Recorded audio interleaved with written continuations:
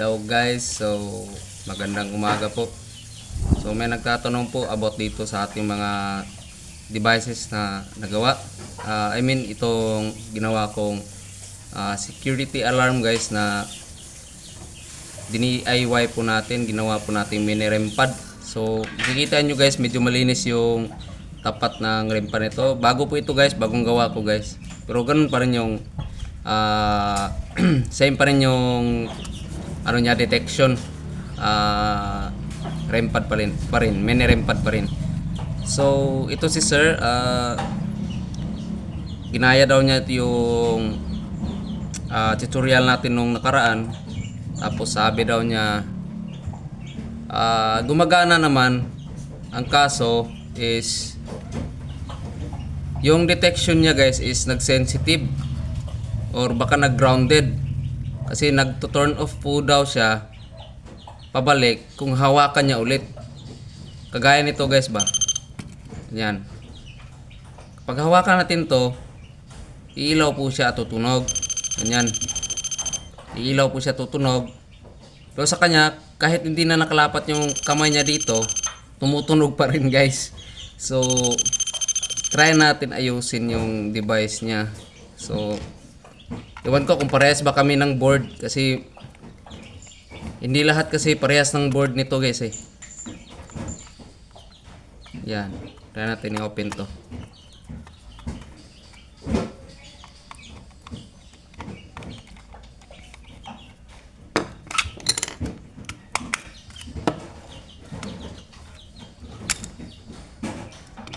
Yan. Ito yung bagong gawa ko guys. Bagong gawa to siya.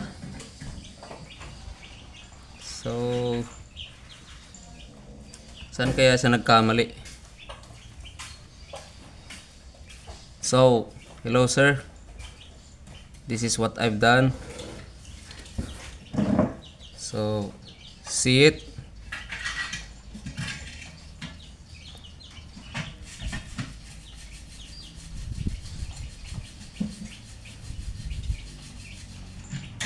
Look at this board sir.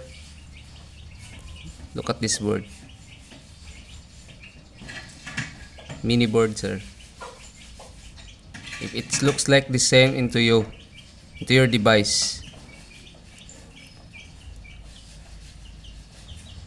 So what I've done sir is here and here. So I've done to solve it here and here only. These three wires only. Two wires. Sorry. 2 wires only I only add. So ito guys, ang antena nito is ito yung detection.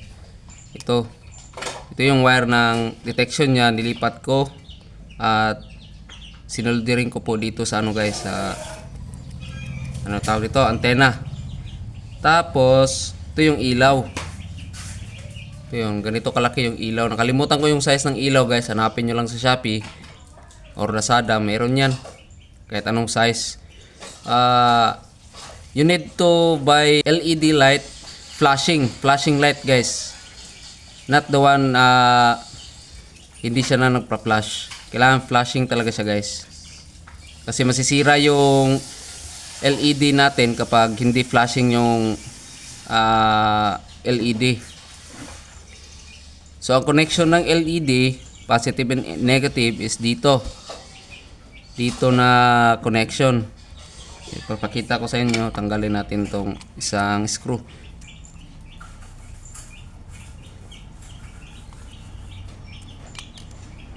Sa makakakita nito, gayahan nyo lang para may device kayo. Madali lang to guys, bilhin nyo lang to sa Shopee, tong to, yan. Nandito siya guys. Mali pala. Dito siya.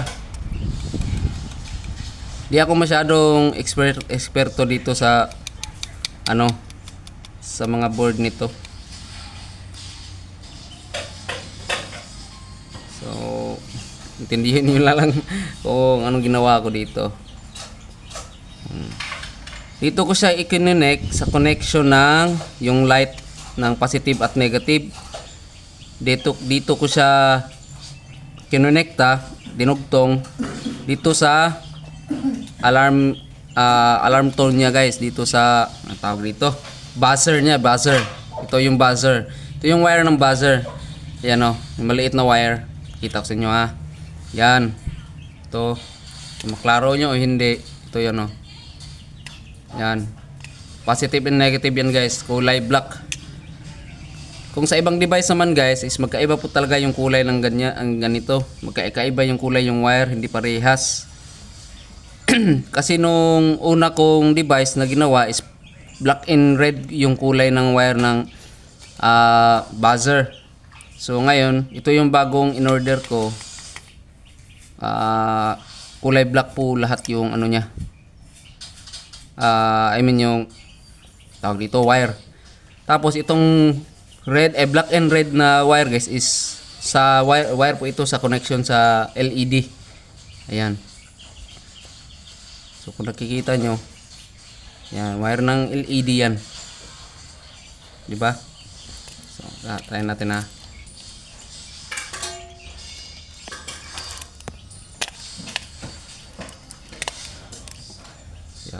Yaw natin. Ay, sorry, hindi pala nakatano yung ano. Ay, nako.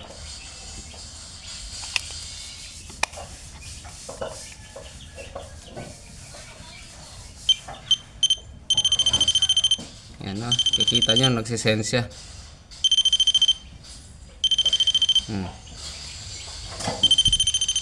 Yan. Sa mga naguguluhan po nito, ito po ay motion alarm only. Motion sensor alarm. Hindi po siya nakaka-detect ng mga frequencies. Hindi po siya nakaka-detect ng kahit anong frequencies guys. Hindi po siya pwedeng dayain kasi it only detects on magnetic energy. And